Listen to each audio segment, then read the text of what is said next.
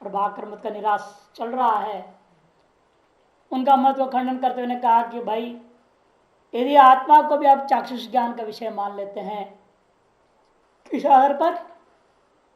क्योंकि घटादि के चाक्षुष ज्ञान में आत्मा का भी भान प्रभाकर मान लेते हैं कि कोई भी ज्ञान हो उसमें आत्मा प्रकाशित हो जाता है, उस ज्ञान का विषय प्रकाशित हो जाता है और ज्ञान प्रकाशित हो जाता है। इसे उनको क्या मानना पड़ा कि भाई आत्मा जब प्रकाशित हो रहा है ज्ञान से, तो ज्ञान स्वप्रकाश हुआ, आत्मा स्वप्रकाश नहीं है। आत्मा स्वप्रकाश नहीं रहा ना, ज्ञान उसे प्रकाशित कर दे रहा है ना, तो प्रकाश की कोटि में आ गया वो। और ज्ञान स्वयं प्रकाशक होता है, सबको प्रकाशन कर रहा है, इसे ज्ञान को स्वप्रकाश मानना। एक बात तो ये ध्यान रखना है। और दूसरी बात वो जो कह रहे हैं कि चाक्षुष ज्ञान का विषय आत्मा हो गया, ये जो बात बार हम लोग कहते हैं, उन पर आरोप लगाते हैं वैशेषिक लोग, उसका तात्पर्य समझना है। क्योंकि कोई भी इंद्रियजन्य ज्ञान को भासमानत्व को ही उस ज्ञान से कहा जाता है। जैसे चक्षुजन्य ज्ञान की भासमानता का नाम चाक्षुषत्व, चक्षु से जनित जो ज्ञान में विषय की भासमानता है, आत्मा की भासमानता है, इधर भासमानत्व का ही नाम चाक्षुष ज्ञान है। और इस तरह से ज्ञान की तरफ भासमान वस्तु की आत्मा है ना, इसलिए आत्मा भी चाक्षुष ज्ञान का विषय हो गया। यह हम लोग का कहना है कि चक्षुजन्य ज्ञान में भासमानत्व है न, तज्जनित ज्ञाने भासमानत्व से तत्व। तज्जनित मैंने चक्षुजन्य, तो इंद्रजन्य, श्रोत्रजन्य, तत्जन्य, तत्जनित ज्ञान में भासमानत्व जो चीज है उसी का नाम तत्व मैंने चाक्षुत्वात्, श्रोत्रत्वात्, श्रावणत्वात्, है ना, रासनत्वात्, ऐसे समझना। चक्षुजन्य ज्ञान में जो भासमानत्व है उसका नाम चाक्षुष ज्ञान, श्रोत्रजन्य ज्ञान में जो भासमानत्व उसका नाम श्रावण ज्ञान। इस तरह से अतएव चक्षुजन्य ज्ञान में जो भासमानत्व है वह भासमानत्व आपने उसको चाक्षुष ज्ञान कह दिया। और तार से भासमानता का विषय कौन बन रहा है? घट भी और आत्मा भी। अतएव आत्मा ज्ञान हो गया, चाक्षुष ज्ञान का विषय हो गया। ये वैशेषिकों का अपना युक्ति है। यदि च निरूप द्रव्य से चाक्षुत्व, और ऐसे निरूप द्रव्य आत्मा भी चक्षु ज्ञान का विषय होने लग जाए, फिर तो निरूप द्रव्य जो है तथा नभसो भी तथा तो प्रसंगा, फिर तो आकाश भी निरूप द्रव्य है, काल भी निरूप द्रव्य है, दिग् भी निरूप द्रव्य है, वो भी सब चाक्षुष ज्ञान के विषय हो जाएगा या नहीं? पूर्वे घटम अस्ति व्यवहार हो गया, पूर्वे घटम अस्ति माने पूर्व दिशा, दिशि घटम अस्ति, पूर्व दिशा में घट है। यहां पर क्या हो गया? तार्श चाक्षुष ज्ञान का भासमान तो किस में आ रहा है? दिक् में, तो दिशा भी हो जाएगा फिर चाक्षुष ज्ञान का विषय, इसी से काल भी हो जाएगा। अतएव उनका कहना है कि आपत्ति दिया ऐसा नहीं हो सकता। इसे चाक्षुष ज्ञानम आत्मा प्रकाशक है निरूपद्रव्यत्वात् गगनवत्। इसे वैशेषिक दर्शन का अपना अनुमान क्या है? जो चाक्षुष ज्ञान है वह आत्मा को प्रकाशित नहीं करता है ना। चाक्षुष ज्ञान आत्म प्रकाशकम न भवति न च आत्मा चाक्षुष ज्ञाने प्रकाशते। चाक्षुष ज्ञान क्या हो गया? पक्ष, उसमें आत्मा प्रकाशित नहीं होता, ये साध्य। क्यों? निरूप द्रव्यत्वात्। ये तो क्या दिया? निरूप द्रव्यत्वात्। दृष्टांत क्या है? गगनवत्, गगन के समान, आकाश के समान निरूप द्रव्य से वह चाक्षुष ज्ञान का विषय नहीं हो सकता, अगर आत्मा आत्म प्रकाश को नहीं होगा। और उस पर पूर्व पक्ष खड़ा कर दिया प्रभाव करने का कि नहीं ना, दूसरा अनुमान कर उसका विरुद्ध में सत प्रतिपक्ष। विवादाध्यासतम ज्ञानम आत्म प्रतिभासकम भवति। विवाद अध्यास ज्ञान जो है चाक्षुष ज्ञान कैसा है? आत्मा का प्रकाशक है। न भवती नहीं बोलेगा, वो विपरीत बोलेगा ना। साध्य भाव को सिद्ध करता है उसका हेतु, उसका नाम यसे साध्यम साधक साधनांतरेण सिद्ध्यते प्रमाणांतरेण, प्रमाणांतरेण हेत्वंतरेण तात्पर्य, वहां हेत्वंतरेण साध्यते स सत्प्रतिपक्ष। अभी साध्य का भाव क्या होगा? आत्म प्रकाशम न भवती थी ना, मैंने आत्म प्रकाशकम भवती, चाक्षुष ज्ञानम आत्म प्रकाशकम भवती ज्ञानत्वात् कह दिया उसने। ये तो क्या दिया, ज्ञानत्वाद अहम इति संप्रतिपन्न ज्ञानवत, अहम इत्याकार ज्ञान के समान, अहम इत्याकार ज्ञान के समान दृष्टांत पूर्व पक्ष का। कौन है ये पूर्व पक्ष? प्रभाकर, वैशिकों को खिलाफ। वैशेषिकों का यह अनुमान है, इसके लिए उसने अनुमान बना दिया चक्षुष ज्ञानात्व का प्रकाशक होता है ज्ञान होने से, ज्ञानत्वात् अहम इत्याकार ज्ञान दृष्टांत बना दिया उसने, अहम इति ज्ञानवत। तब सिद्धांति वैशिष्य कहता है चेत न, क्यों? कालात्यापदेशात, बाध दोषग्रस्त है। कालात्यापदेश कहो या कालात्यापदिष्ट कहो या बाधित कहो, सब एक ही चीज है। बाध दोष से ग्रस्त हो गया। बाध दोष प्रमाणांतरण बाध्य का है, जैसे साध्यम प्रमाणांतरण निश्चित तद बाध, जैसे साध्य हेतुंतरण सिद्ध्यति सब प्रतिपक्ष, यह प्रमाण से बाधित हो रहा है।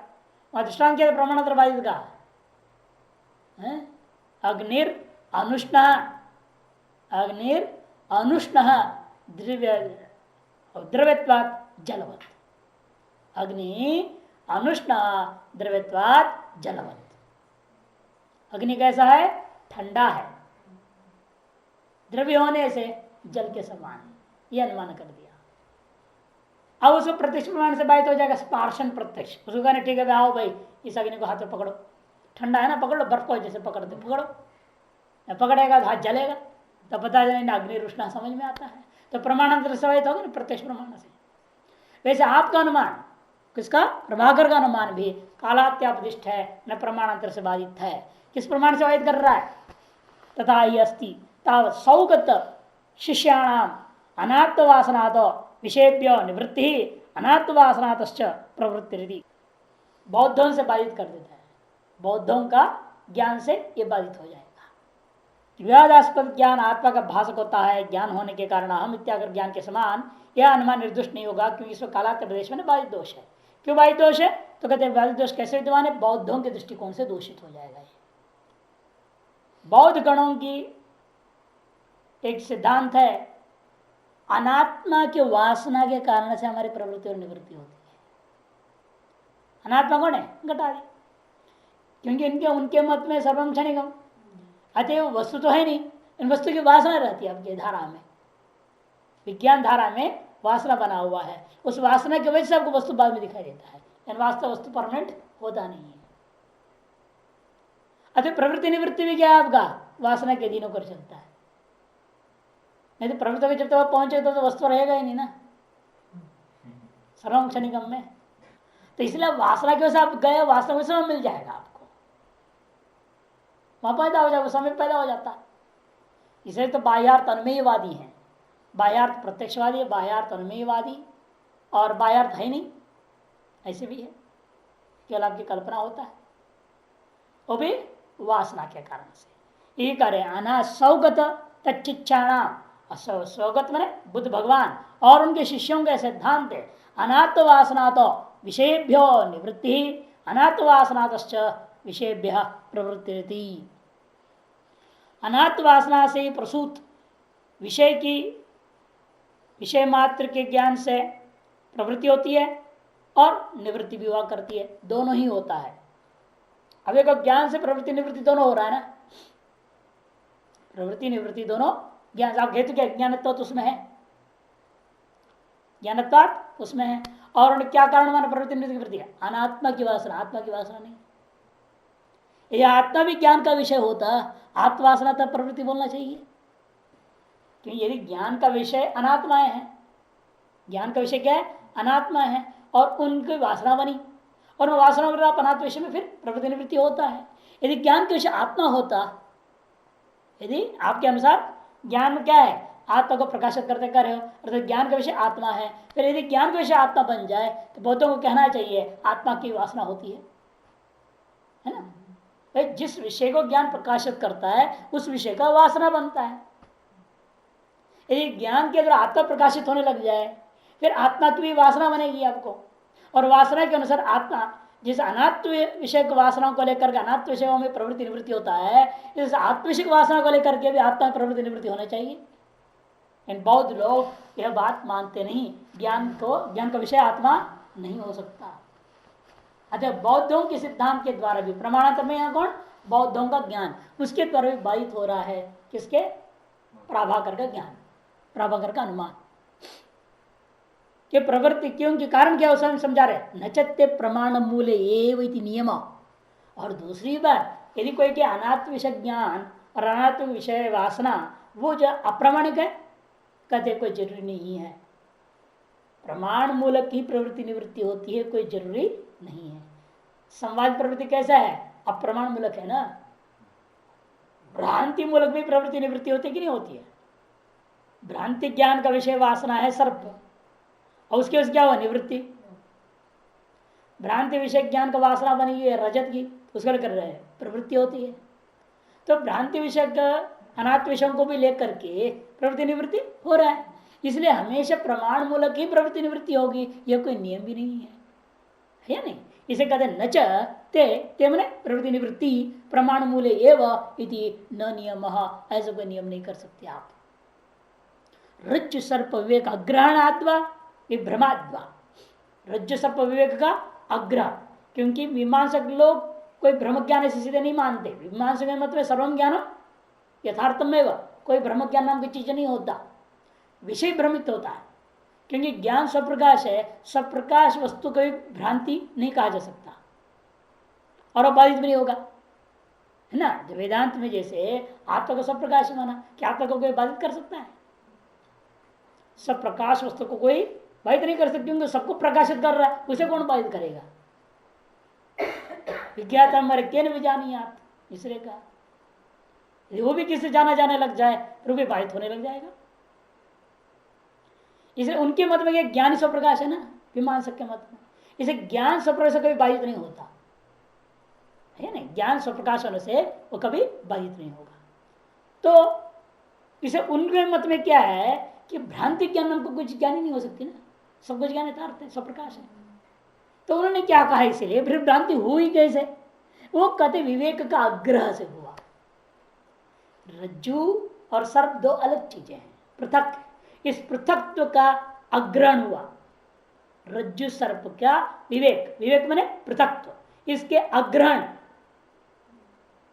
ये पृथक है, ये ग्रहण नहीं हुई, अपृथक ग्रहण हो गया कहने का मतलब। तब क्या दिखा आपको, सब दिखाई दिया।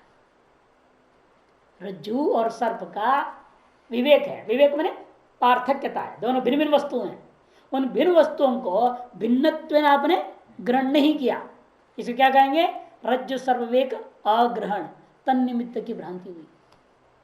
ये प्रभाकर वैसे सामान्य पढ़ने से मीमांसक होंगे एक मत है भ्रांति के विषय में। अतः क्या हुआ, जब विवेक ग्रह हुआ बाद में नेदम रस्तम जब हो जाता है तो क्या हुआ, नायम सर्प में विवेक का ग्रहण हुआ, अयम सर्पन होती यम रज्जुरेव, दोनों की पृथक तो ज्ञान हो गया। पृथक ज्ञान होने से सर्प बाधित हो रहा है, यहाँ पर ज्ञान बाधित नहीं हो रहा है। वो भी ज्ञान अपने आप में यथार्थ था तावत्काल पर्यंत, और अब जो उत्तरगण ज्ञान भी अपने आप में यथार्थ है, विषय मात्र बाधित होता है। इसका कहना है कि उनके मत के हिसाब से वैशेषिक बोल रहे पहले रज्जु सर्वेक अग्रहणाद्वा, और स्वमत के अनुसार विभ्रमाद्वा। इसी प्रकार शुक्ति रजत विवेक अग्रहणाद्वा विभ्रमाद्वा अनयोर अनुदय प्रसंगात, अनयो मने प्रवृत्ति निवृत्तियों अनुदय प्रसंगात। नहीं तो भ्रांति ज्ञानों को लेकर के प्रवृत्ति और निवृत्ति नहीं होनी चाहिए। यदि हमेशा प्रवृत्ति और निवृत्ति प्रमाण मूलक की होने लग जाए, फिर तो भ्रांति को ज्ञान को लेकर के जो प्रवृत्ति निवृत्ति होती है वो नहीं होना चाहिए। इससे ज्ञापन हुआ प्रवृत्ति निवृत्ति प्रमाण मूलक होना कोई जरूरी नहीं है। अनुदय प्रसंगा नचत्य न निवृत्ति न पे प्रवृत्ति वा। इसी प्रकार कहते हैं कि ये भी नहीं कह सकते आप बौद्धों की प्रवृत्ति निवृत्ति अन्य लोगों के समान नहीं होती है, ऐसा नहीं कह सकते आप। ते मैंने बौद्धा नाम निवृत्ति व प्रवृत्ति व न भवती थी ना, ते न प्रवृत्ति ते न पे निवृत्ति व न, ये नहीं कह सकते बौद्धों में सर्वम क्षणिक होने से प्रवृत्ति निवृत्ति नहीं होगी। ऐसे वो भी खा रहे पी रहे घूम रहे फिर रहे सारा काम कर रहे हैं, सारा बार उनका भी जन्म का तिथि लिखा जाता है और मरण का तिथि लिखा जाता है। ऐसे तो है नहीं कि date of birth and date of death नहीं लिखते हैं, the moment you have taken birth the moment you have died, ऐसे तो कोई नहीं बोलता। उनकी भी आयु है ना, सर्वम क्षणिकम भले ही है, क्षणिकम मतलब है कि जिस क्षण में पैदा हो उस क्षण मर गया या अगला क्षण मर गया, उसका आयु इसलिए जीरो, और कहाँ रहेगी आयु उसकी? यदि एक क्षण जीता है, पैदा होता है, दूसरा क्षण जीना हुआ, तीसरा क्षण मर जाए, एक क्षण उसका आयु रहेगा, इसका मतलब वो लिखा थोड़ी जाएगा इसका आयु कितनी है, एक क्षण। दूसरा क्षण जो था वो कौन है अभी जो रह रहा है? वो पहले वाला तो है, वो तो मर गया। ये कहां से पैदा हो गया? मां से तो पैदा नहीं हो रहा। तो इसे उनके यहां भी क्षण की व्याख्या बदल दिया बाद में वसुबंधु ने। वसुबंधु ने इसलिए क्षणिकत्व का व्याख्या ही बदल दिया। इसे बुद्ध भगवान का अवतार मानते हैं उनको। जो जो बौद्ध दर्शन में गलत गलत सिद्धांत बीच में लोगों ने प्रतिपादन कर दिया था, उन सबको उन्होंने सुधार दिया और ऐसे बना दिया मानव वेदांत और बौद्ध एक ही हो गया। नाम अलग कर देते हैं। चीज हमारे चतुष्कोटि को भी चतुष्कोटि मानता है, और हम लोग यहाँ क्या माया कहते हैं, है नहीं? वो समृद्धि कहते, समृद्धि नाम की चीज शक्ति एक है चैतन्य में, वो सबको ढक दी है, जैसे माया ने सबको ढक दिया। मैंने उन्होंने सारी चीज ऐसे कर दिया जैसे वेदांत कोई दूसरे शब्दों में पढ़ाया जा रहा है, यानी कि श्रुति आधारित है वेदांत और तर्क आधारित है वो संबंध, इतना ही अंतर है। उन्होंने क्षणिक करते उन्होंने क्या कर दिया, जिसको उद्देश्य करके कोई क्रिया शुरू हुई हो वह क्रिया की अप्रय समाप्ति काल पर्यंत काल का नाम क्षणिक। जैसे इस शरीर के जन्म नाम के क्रिया हुआ, वह क्रिया का उद्देश्य क्या है? मृत्यु। जन्म हुआ ये मरण के लिए, जातस्य ध्रुव मृत्यु ध्रुवम जन्म मृतस्य। निश्चित है सिद्धांत, इसको तो कोई अकाट्य सिद्धांत है। इसे उनका कहना है जन्म रूपी क्रिया होती हुई है मृत्यु रूपी क्रिया के लिए, इसका उद्देश्य वो क्रिया है। इसे यावत उद्देश्य पर्यंत यह क्रिया को स्थायी मानी जाएगी, उतनी काल का नाम एक क्षण है। इसलिए आपका जो 100 साल यदि आयु है, वो 100 साल को उनके मत में एक क्षणिकम, उसका नाम क्षणिकम। और एक कार्य आप कर रहे हैं 3 घंटे में लगाओ कार्य करने में, उसको हाँ इस क्रिया के संपादन कर रहे, पाक क्रिया हुई, पाक क्रिया 3 घंटे लगी, तो 3 घंटे का नाम एक क्षणिक। मानी यदि उद्देश्य ना आपने क्रिया आरंभ किया तो उद्देश्य की परिसमाप्ति काल पर्यंत काल का नाम एक क्षण नाम कर। अब इसमें बताओ का दोष है? नाम ही तो रख दिया। उनके मतलब जैसे हम लोग कहते हैं सारा जग क्षण भंगुर है, हम लोग बोलते हैं ना, जगत की आयु कितनी है? अरबों वर्ष की आयु है, और आप उसको क्या कहते हैं? क्षण भंगुर, विनाशी है। तो उनका भी क्षणिक ऐसा ही है, और आप उसको क्या कर क्षणिक बने, आपके सेकंड के बराबर कर दिया। ये आपकी गलती है सोचने में।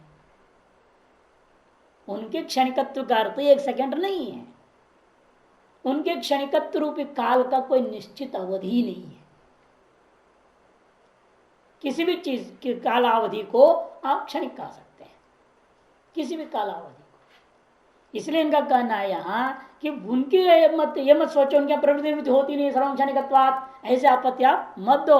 उनके यहाँ भी सारा प्रवृत्ति निवृत्ति हो रहा है, उनके यहाँ भी सब मठ मंदिर स्थापना हो रही है, सारा काम हो रहा है। वो भी तिब्बत की जो है स्वतंत्रता की लड़ाई लड़ी रहे हैं, कोल्ड वॉर चल रहा है, शीत युद्ध अंदर खाने चल रहा है, तो सब उनमें भी होता है, क्यों नहीं होगा? अति प्रवृत्ति निवृत्ति उनमें भी है। और यदि आत्मा ज्ञान का विषय होता तो आत्मा की आत्म विषय वासना बनती, तो आत्म विषय वासना को लेकर क्यों प्रवृत्ति निवृत्ति उनको कहना चाहिए था, लेकिन वो नहीं कहते। वो इतना ही कहते अनात्म विषय प्रवृत्ति निवृत्ति होता है वासना को लेकर के। उससे ज्ञापन हुआ बौद्धों के अनुसार भी ज्ञान का विषय आत्मा नहीं है। अच्छा, बौद्धों के ज्ञान के द्वारा आपका अनुमान बाधित हो गया। न च अज्ञान पूर्विका निवृत्ति प्रवृत्तिर्वा स्वस्थ से संभवती। और सबसे बड़ी बात यह भी है कि किसी की भी प्रवृत्ति या निवृत्ति अज्ञान पूर्वक होता है, यह भी कहना ठीक नहीं है। कि सामान्य सिद्धांत है ना, जानाति इच्छति ये तथे, ज्ञान पूर्विका ही यत्न, चाहे प्रवृत्ति अनुकूल हो चाहे निवृत्ति अनुकूल हो। जान के ही प्रवृत्त होते हैं, जान के ही निवृत्त होते हैं। अनजान में कोई प्रवृत्ति निवृत्ति नहीं होती। भले सामान्य रूप में जानते हैं, विशेष ज्ञान है, वो अलग बात है। आप देखा हो सर्प ज्ञान हुआ तब निवृत्त हुए, यदि ज्ञान नहीं होता तो आप जाते रहेंगे। मालूम होने पर ही तो निवृत्त हुए, और प्रवृत्त भी हो रहे हैं, इसलिए आपको ये मालूम है कि वहां कोई खतरा नहीं है, ये ज्ञान है ना, तभी तो प्रवृत्त हो रहे हैं। सिर्फ प्रवृत्ति और निवृत्ति दोनों ही ज्ञान पूर्वक ही होता है, अज्ञान पूर्वक कभी नहीं होता। न च अज्ञान पूर्विका निवृत्ति प्रवृत्ति स्वस्थ से, पागल की बात अलग है, स्वस्थ से न भवती बोलते हैं। पागल की प्रवृत्ति निवृत्ति तो अज्ञान पूर्वक ही है, उसे कुछ भी ज्ञान है नहीं, चल रहा है फिर रहा है, उसे पता ही नहीं कहाँ जा रहा हूँ, ये पता नहीं रहता, जा रहा केवल। इसलिए स्वस्थ आदमी की बुद्धि पूर्विका प्रवृत्ति निवृत्ति नियंत्रित होता है, और अस्वस्थ की बात ऐसे नहीं कर पाता है।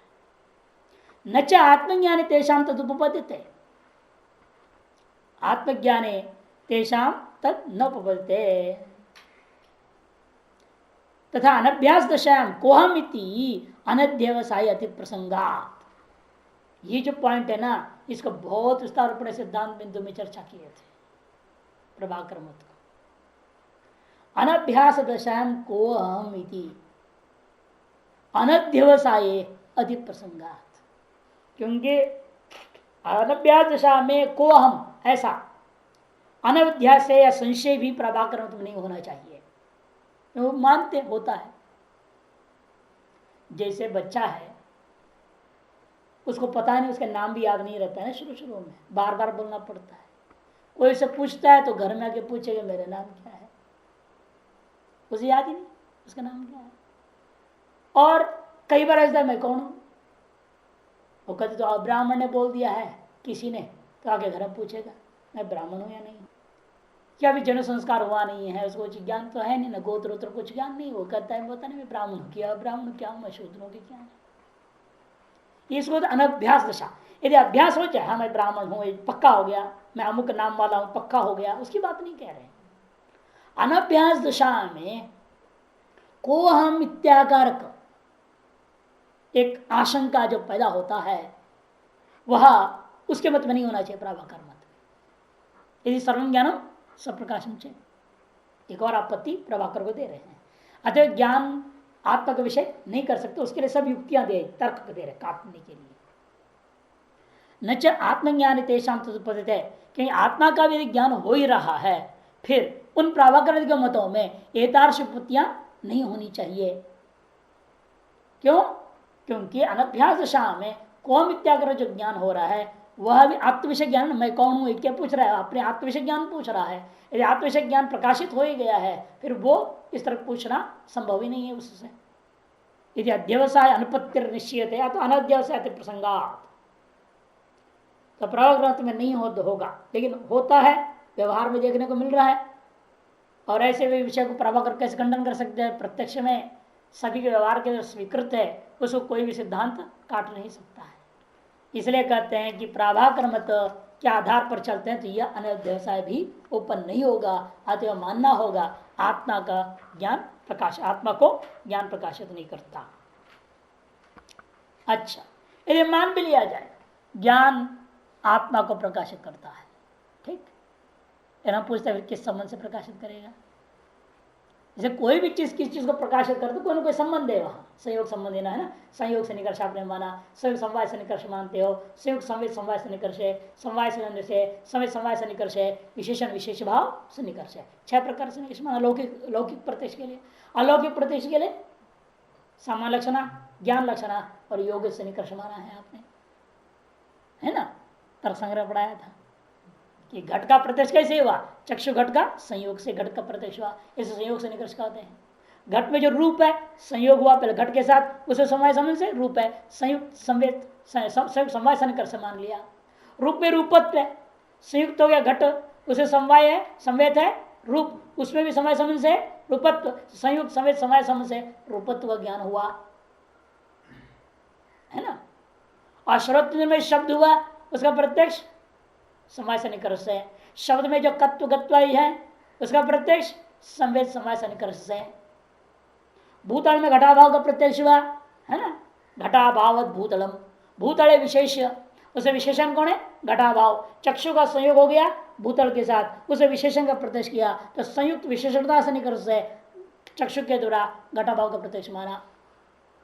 और भूतल घटाभाव कहूंगा तो उल्टा, घटा हो गया विशेष, भूतल हो गया विशेषण, तो संयुक्त हो गया विशेषण के साथ, उसे विशेष घटाभाव संयुक्त विशेषता से निकट से क्या हो जाता है? घटाभाव का प्रत्यक्ष होता है।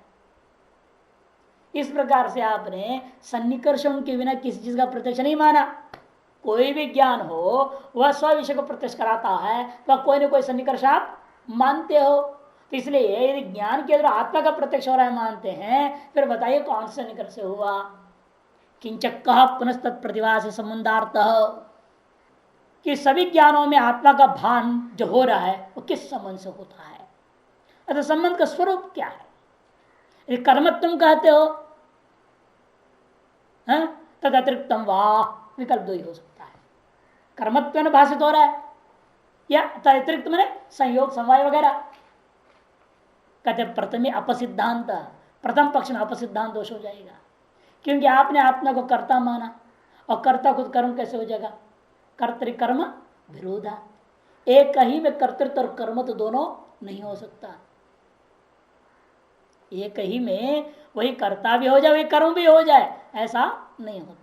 कर्ता से भिन्न ही कर्म होता है, कर्म से भिन्न ही कर्ता होता है। कर्ता स्वनिष्ठ या परनिष्ठ क्रिया के द्वारा कर्म का संपादन करता है ना। जैसे गमन है, वो वहां क्या हो रहा है? कर्ता स्वनिष्ठ क्रिया के द्वारा कर्म का संपादन करता है। देवदत्ता ग्रामम गच्छति, देवदत्त है, स्वनिष्ठ क्रिया क्या है? गमनात्मक क्रिया, तद्वारा ग्राम रूपी कर्म को प्राप्त करता है। देवदत्ता ओदनम पचती, या स्वनिष्ठ क्रिया नहीं है, परनिष्ठ क्रिया। देवदत्त क्या करता है? देवदत्त जो है ओदन को पका रहा है, का मतलब क्या? ओदन निष्ठ विक्लित अनुकूल क्रिया कर संपादन हो रहा है, तद्वारा ओदन पक रहा है। इस तरह से कर्मत्व हमेशा स्व भिन्न में ही होता है, कर्ता से भिन्न में। यदि आत्मा में कर्तृत्व मानते हो फिर आत्मा में कर्मत्व नहीं हो सकता। ऐसा कर्मत्व भी संबंध को लेकर के आत्मा और ज्ञान के बीच में कर्मत्व भी संबंध कर, ज्ञान हो गया कर्ता हो जाएगा, फिर प्रकाशकत्व ने ज्ञान को कर्ता माना, आत्मा को कर्म, और ज्ञान के प्रकाशित कर्मभूत आत्मा में कर्मत्व होने से ज्ञान और आत्मा से कर्मत्व पर संबंध कल्पना कर रहा है, तो वो संभव नहीं है, क्योंकि आत्मा में सदा कर्तृत्व ही माना गया, कर्मत्व कदापि नहीं। यदि कर्मत्व मान लेता है उसके स्व सिद्धांत का ही विरोध हो जाएगा, उसका अपनी सिद्धांत हानि हो जाएगी। जैसे प्रथमे अपसिद्धांत, ये घटादि ज्ञानों में आत्मा का कर्तृत्व नहीं भान उसने माना है। ग्राहकत्व ने कहा था ना पहले शब्द, ग्राहकत्व ने कर्तृत्व नहीं उसने भान माना है आत्मा को, और अब कर्म तो कह दोगे तो स्व सिद्धांत का विरोध हो गया। द्वितीय दृष्टांत सिद्ध है, और द्वितीय पक्ष लोगे तो क्या होगा? तो संयोग संबंध नहीं हो सकता। आत्मा और ज्ञान दो द्रव्य है, क्या संयोग संबंध होगा? क्या उसमें नहीं होगा। आत्मा और ज्ञान समवाय संबंध नहीं हो सकता, क्योंकि ज्ञान में आत्मा नहीं होता, आत्मा में ज्ञान होता है। उल्टा है, उल्टा है ना। उनके भी मत में आत्मा में ही ज्ञान रहता है, लेकिन ज्ञान में आत्मा रहेगा। ज्ञान में आत्मा उत्पन्न हो रहा था विषयत्व न, तब तो आत्मज्ञान में आत्मा होने से समवाय समझ ग्रहण हो सकता था आत्मा को। इन्हें उल्टा है, आत्मा में ज्ञान समवाय समझ उत्पन्न होता है, अतः समवाय भी नहीं हो सकता। विषयत्व कहोगे वो भी नहीं है, कि विषयत्व कर्मत एक ही चीज है।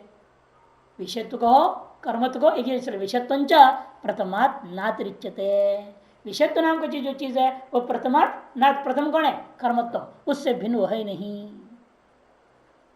ग्राहक गृहित्री भाव तो सिद्ध साधन, ग्राहक गृहित भाव है तो ग्राह्य ग्राहक भाव संबंध ले लेंगे हम, ग्राह्य ग्राहक भाव संबंध कल्पना कर लेते हैं, कहते भी जो सिद्ध साधन दोष है उसका, तो क्योंकि अनियामक है ये सब।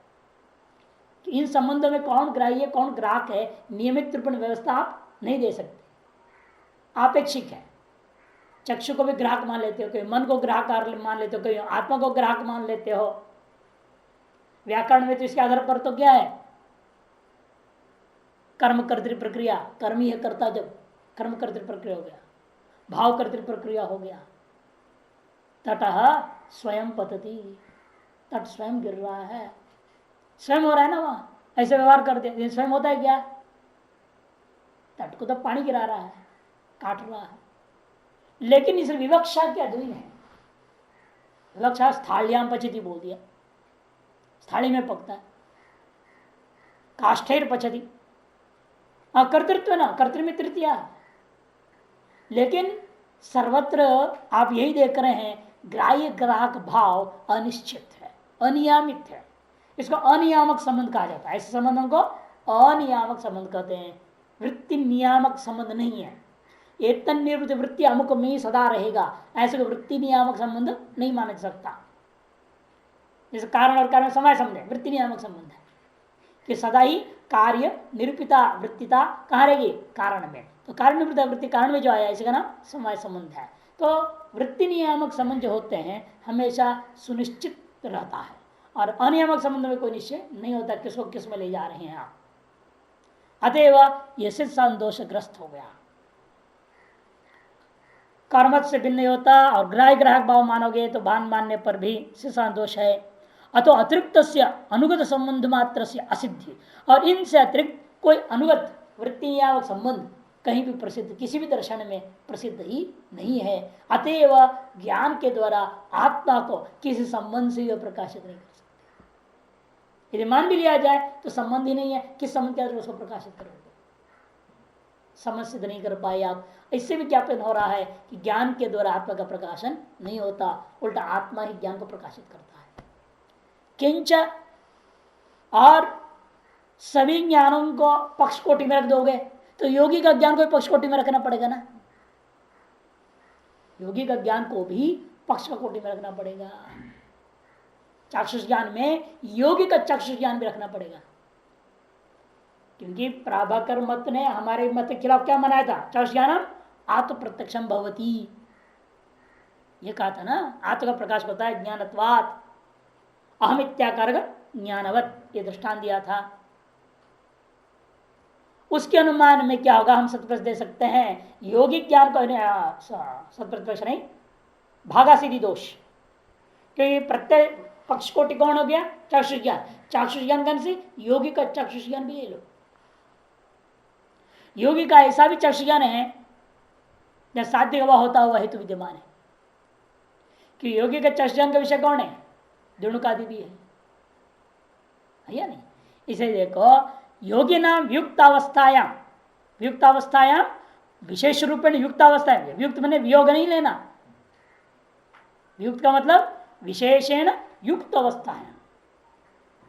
परमाणु रूप आदि विषय चाक्षुष ज्ञान से पक्षीकारे, परमाणु रूप आदि विषय का ज्ञान चाक्षुष ज्ञान को भी पक्ष कोटि में रख दिया जाए। भवताम आश्रयिक देश सिद्धि ही, आपके पक्ष में भागा सिद्धि, आश्रम नहीं पक्ष, पक्ष का एक देश में हेतु का ना होना, उसे कहते हैं भागा सिद्धि दोष। अन्यथा और इसको नहीं मानते हैं तो अस्माकं मते अनेकांतिक, हमारे दृष्टिकोण में, वैशेषिक दृष्टिकोण से वे विचार दोषग्रस्त भी है। साध्याभाव अधिकरण में हेतु का जाना वे विचार अनेकांतिकता। चाक्षुष ज्ञान का समास मानने पर प्रभाकर मत में पक्ष का एक देश असिद्ध हो जाता है, क्योंकि उस देश में हेतु विद्यमान नहीं है। न च मानस प्रत्यक्षत्व तत्सामग्र्या सर्वदा सन्निहितत्वात्, कहते मानस प्रत्यक्ष का विषय भी हो सकते। ज्ञान जो है आत्मा को मन से प्रकाशित कर दिया, मानस प्रत्यक्ष का विषय ये भी नहीं कह सकते। यदि ऐसा है तो मन और आत्मा का सहयोग तो सदा रहता है, तो सुषुप्ति में क्यों नहीं प्रकाशित हुआ?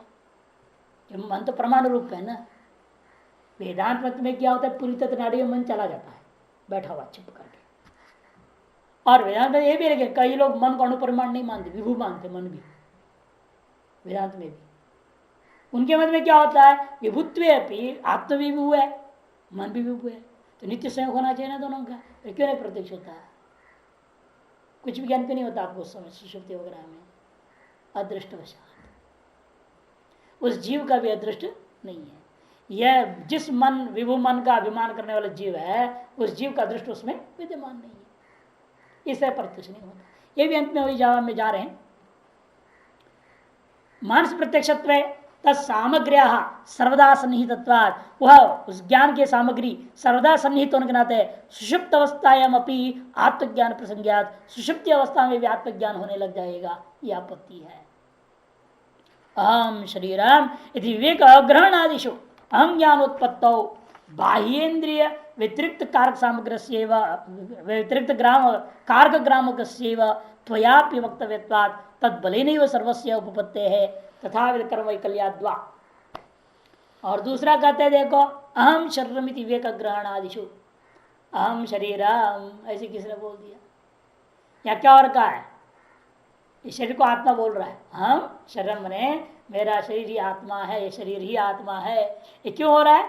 विवेक का आग्रह से। शरीर आत्मा भिन्न है, भिन्न होते हुए उनका आग्रह हुआ, भेद का ग्रहण नहीं हुआ, अतः ज्ञान हो गया अहम शरीरम इत्यादियों में। अहम ज्ञान या तो ज्ञानोत्पत्त अहम इत्याकार ज्ञानोत्पत्ति में बाह्येंद्र व्यतिरिक्त बाह्येंद्र से भिन्न सामग्री आपको माननी पड़ेगी, क्योंकि आत्मा के साथ आत्मा प्रत्यक्ष विषय है क्या? फिर अहम शब्द कैसे अपना अभेद विवेक का ग्रह कर लिया?